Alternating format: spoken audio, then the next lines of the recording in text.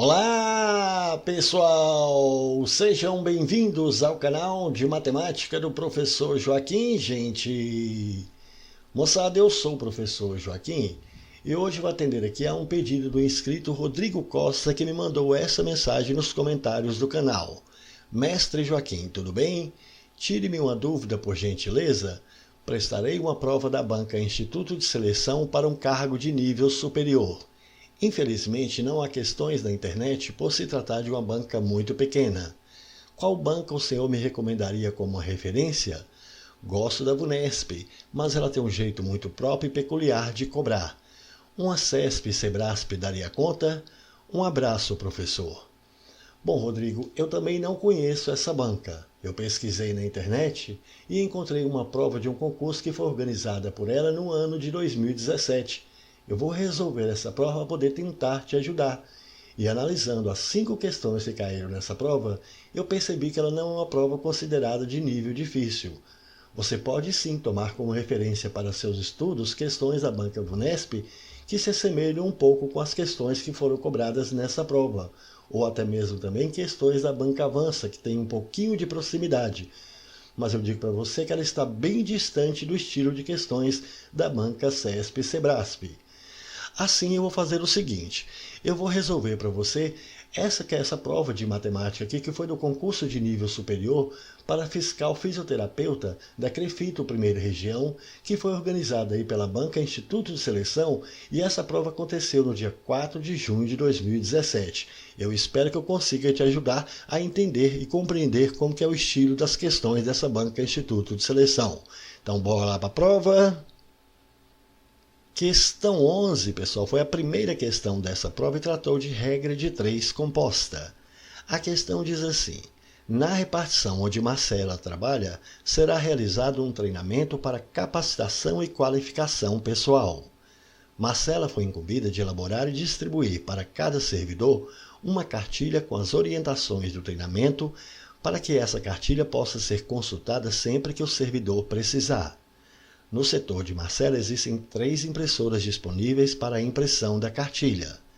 Se Marcela utilizar 2 delas durante todo o seu turno de trabalho, que são 8 horas, ela sabe que precisará de 3 dias para imprimir a quantidade de cartilhas necessária.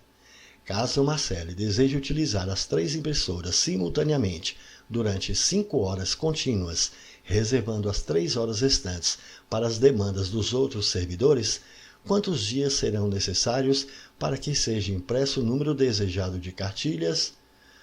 Bom, Rodrigo, veja bem, é uma questão aqui que a gente percebe facilmente que se trata de uma regra de 3.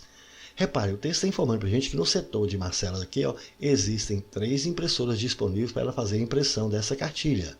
Também informou que se ela utilizar 2 dessas impressoras aqui, durante todo o seu turno de trabalho, que são 8 horas, ela vai precisar aqui de 3 dias para imprimir toda essa quantidade de cartilhas necessárias.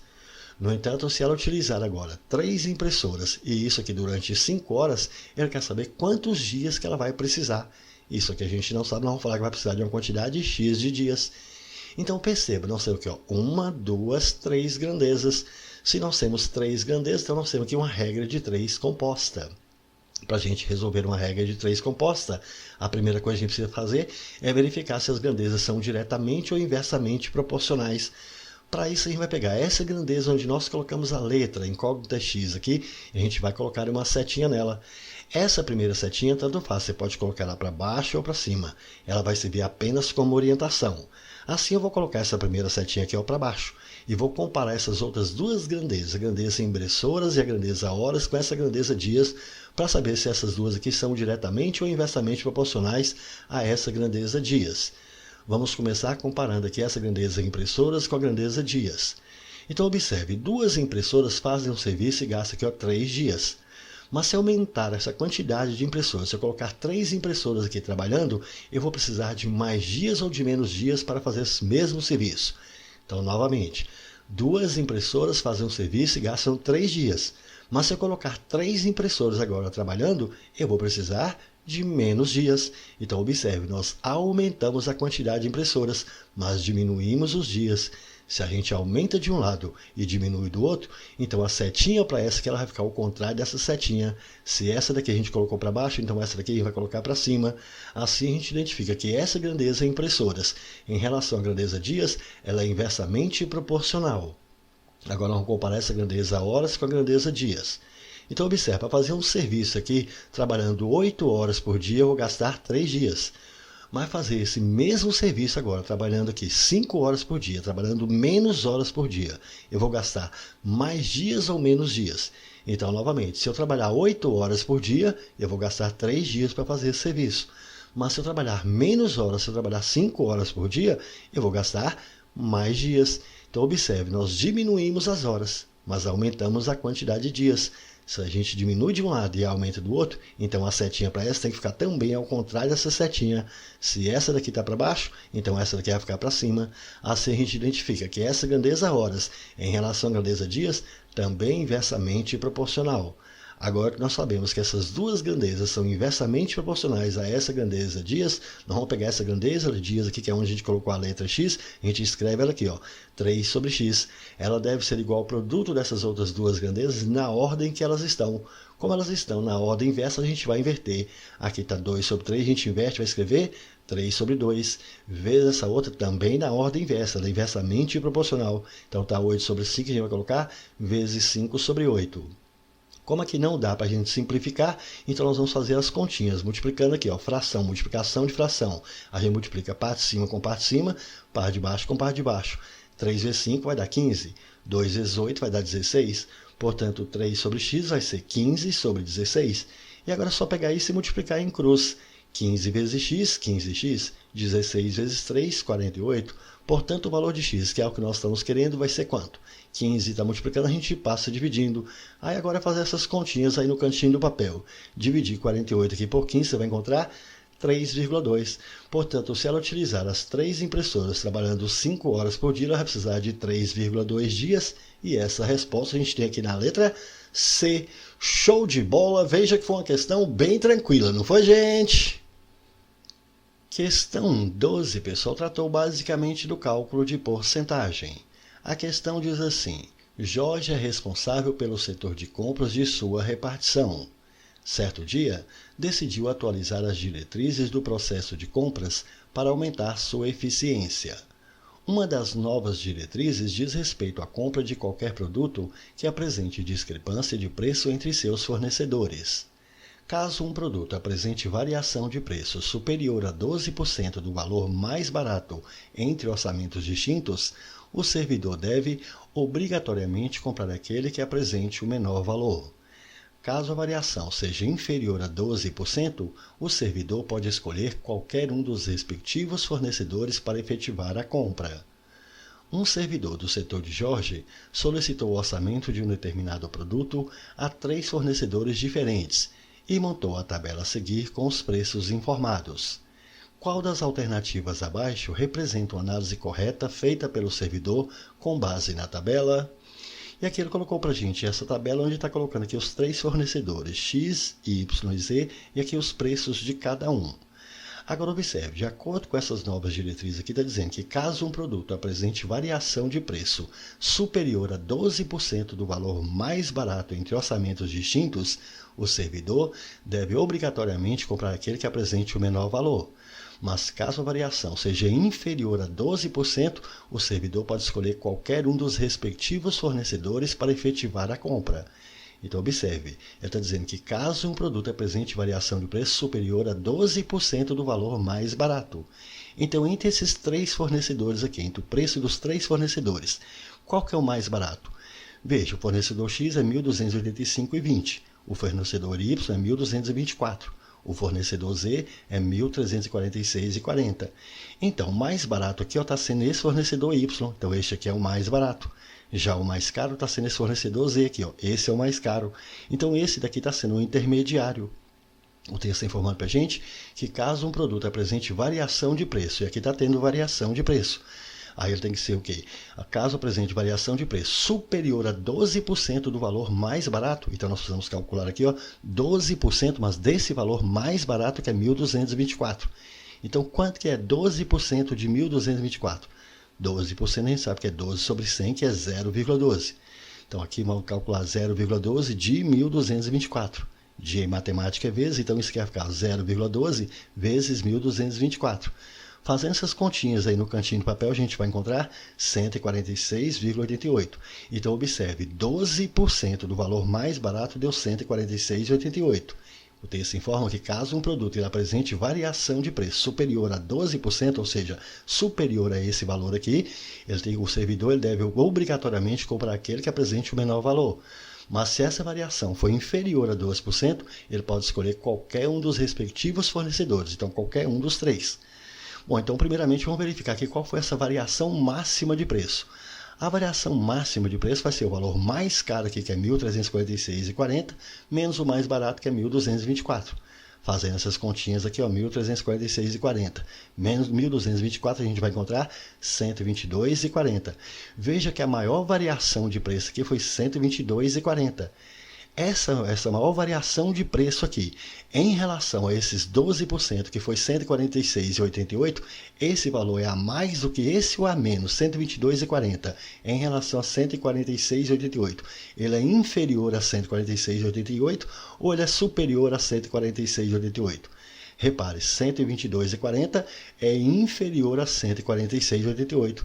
Caso a variação seja inferior, e nesse caso que ela é inferior, aí o servidor pode escolher qualquer um dos respectivos fornecedores para efetivar a compra. Então ele pode escolher qualquer um desses aqui, ó. Ou ele escolhe o X, ou o Y, ou o Z.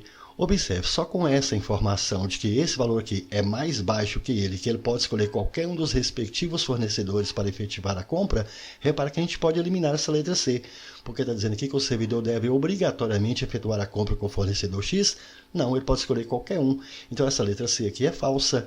Da mesma forma essa letra D. O servidor deve obrigatoriamente efetuar a compra com o fornecedor Y? Também não, ele pode se efetuar com qualquer um desses. Na letra E, o servidor não soube decidir sobre a compra porque a variação máxima de preço é exatamente 12%. Não, o valor que nós encontramos aqui, 122,40, não é exatamente igual a 12% aqui, que foi 146,88. Então essa letra E também é falsa. Assim, agora a gente ficou entre a letra A e a letra B. Repare que na letra A está dizendo que o servidor pode realizar a compra do produto com qualquer um dos três fornecedores. De fato, ele pode efetuar com qualquer um dos três fornecedores, pois a variação máxima de preço foi de 4,8%. Bom, será se 4,8% do menor valor aqui, que é 1.224, será se vai dar exatamente esse valor? Vamos ver, 4,8% de 1.224. 4,8% é 4,8 sobre 100, que vai dar 0,048. 0,048 de 1.224, a gente tem que multiplicar isso aqui. Então vai ficar 0,048 vezes 1.224. Fazendo essas continhas aí no cantinho do papel, a gente vai encontrar aproximadamente 58,75, que não é igual a essa variação máxima aqui, ó. Então, essa letra A, ela é falsa. Na letra B, o servidor pode realizar a compra do produto com qualquer um dos três fornecedores. De fato, ele pode realizar com qualquer um dos três, pois a variação máxima de preço é 10%. Então, vamos verificar se 10% desse valor mais baixo aqui, do preço mais barato aqui, se realmente vai dar esse 122,40. 10% de 1.224. 10% é 10 sobre 100, que vai dar 0,1. Então, aqui é 0,1 de 1.224. De em matemática é vezes, então vai ficar 0,1 vezes 1.224. Multiplicando isso aqui, a gente vai chegar em 122,40. Então, de fato, isso aqui, a variação máxima de preço aqui foi de 10% do valor mais barato. Então, deu 122,40, foi exatamente igual à variação máxima aqui, que é 122,40. Então, essa letra B, ela está correta. Assim, qual das alternativas abaixo representa uma análise correta feita pelo servidor com base nessa tabela? Somente essa que está aqui na letra B. Show de bola! Foi uma bela questão, não foi, gente? Questão 13, pessoal, tratou de razão, proporção, unidade de volume e de capacidade. A questão diz assim: na instituição onde Jorge trabalha, a capacidade da caixa d'água já não é suficiente para atender a demanda dos servidores, ocorrendo frequentes casos de falta de água em horários próximos ao final do expediente. Pensando em melhorar a qualidade do ambiente de trabalho da instituição, Jorge decidiu elaborar por conta própria os cálculos para o dimensionamento de uma nova caixa d'água a ser adquirida pelo setor de compras. Ao final de seus cálculos, Jorge concluiu que a capacidade da nova caixa d'água precisa ser da razão de 3 para 2 em relação à caixa antiga. Sabendo-se que o volume da caixa d'água antiga é igual a 2 metros cúbicos, 2.000 litros, e o volume da nova caixa d'água é igual a 1,25 vezes o seu diâmetro, qual será a capacidade da nova caixa d'água e qual deverá ser o seu diâmetro para atender à especificação de Jorge? Bom, pessoal, veja que o texto está informando para a gente que ao final dos seus cálculos aqui, Jorge concluiu que a capacidade da nova caixa d'água precisa ser da razão de 3 para 2 em relação à caixa antiga. Razão em matemática a gente sabe que é uma divisão, então vamos colocar aqui um traço de fração. Essa razão é da capacidade da nova caixa d'água, que eu vou chamar aqui de NC, em relação à caixa antiga, que eu vou chamar aqui caixa antiga CA. Então, a razão da nova caixa d'água para a caixa antiga, essa razão precisa ser de 3 para 2. Mas ele também informou para a gente que o volume da caixa d'água antiga é 2 metros cúbicos. Então, o volume dessa caixa antiga aqui é de 2 metros cúbicos. Repare que aqui nós temos essa proporção, essa igualdade entre duas razões. Então, vamos pegar isso e multiplicar em cruz. 2 vezes NC, 2NC. 2 vezes 3 vai dar 6. Assim, NC, que é o volume aqui dessa nova caixa d'água, vai ser o 2, está multiplicando, a gente passa dividindo. Dividindo 6 por 2, a gente vai ter 3. 3 o quê? Qualquer unidade a gente vai utilizar aqui. Repare que nós utilizamos aqui o volume da caixa d'água antiga, que foi de 2 metros cúbicos. Então, o volume dessa nova caixa d'água aqui também precisa ser em metros cúbicos. Então, aqui vai ser 3 metros cúbicos. Mas ele quer a capacidade da nova caixa d'água. Bom, a gente sabe que a capacidade é dada em litros. E 1 metro cúbico a gente sabe que corresponde a 1.000 litros. Então, isso aqui vai ficar 3 vezes 1.000, 3.000 litros. Portanto, a capacidade da nova caixa d'água vai ser de 3.000 litros. Repare, somente com essa informação de que a capacidade da nova caixa precisa ser de 3.000 litros, a gente pode eliminar aqui essa letra D e letra E, porque a capacidade é de 3.000 litros e não de 5.000 litros. Então pode ser ou a letra A, ou a B, ou a C. Mas observe que ele também informou aqui para a gente que o volume aqui da nova caixa d'água é igual a 1,25 vezes o seu diâmetro. Então, o volume da nova caixa d'água é igual a 1,25 vezes o seu diâmetro. Mas o volume dessa nova caixa d'água a gente encontrou aqui. O volume foi de 3 metros cúbicos. Então, esse volume aqui a gente sabe que é de 3. Isso é igual a 1,25 vezes D. Se 3 é igual a 1,25 vezes D, então 1,25D tem que ser igual a 3. Para achar o valor de D agora, que é o diâmetro que a gente precisa achar aqui, é só pegar esse 1,25. Está multiplicando, a gente passa dividindo. Mas para facilitar um pouco as nossas contas, vamos eliminar essa vírgula daqui. Para eliminar essa vírgula, como nós temos duas casas aqui depois da vírgula, vamos multiplicar os dois lados da igualdade aqui por 100. 1,25 aqui, vezes 100, a vírgula desloca duas casas para a direita, que vai ficar 125 vezes D. E 3 vezes 100 aqui vai dar 300. Assim, agora, para a gente achar o valor de D, basta pegar esse 125 que está multiplicando, a gente passa dividindo. E fazendo essas continhas aí no cantinho do papel, dividindo 300 por 125, a gente vai encontrar 2,4. 2,4, qual a unidade aqui para esse diâmetro? Vai ser metro. Então, o diâmetro aqui precisa ser de 2,4 metros.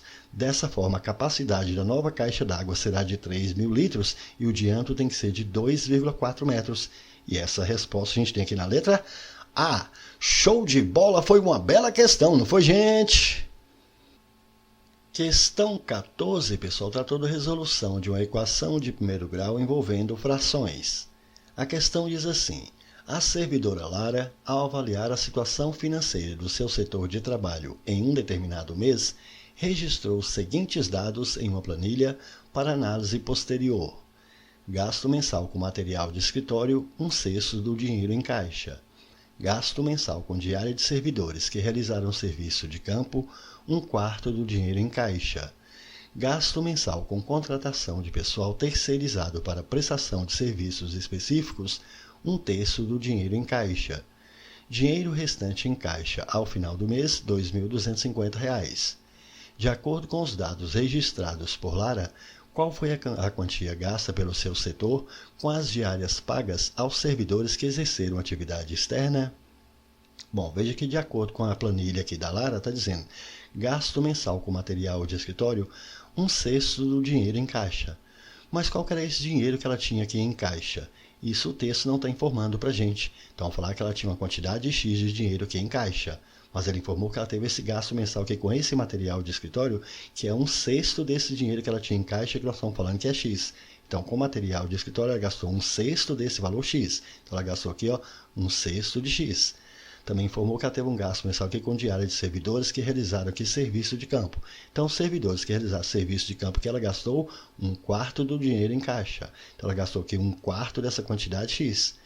Gasto mensal com contratação de pessoal terceirizado para prestação de serviços específicos foi 1/3 do dinheiro em caixa.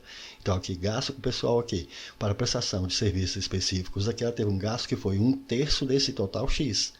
E restou aqui, ó, falou que o dinheiro restante em caixa foi de R$ 2.250.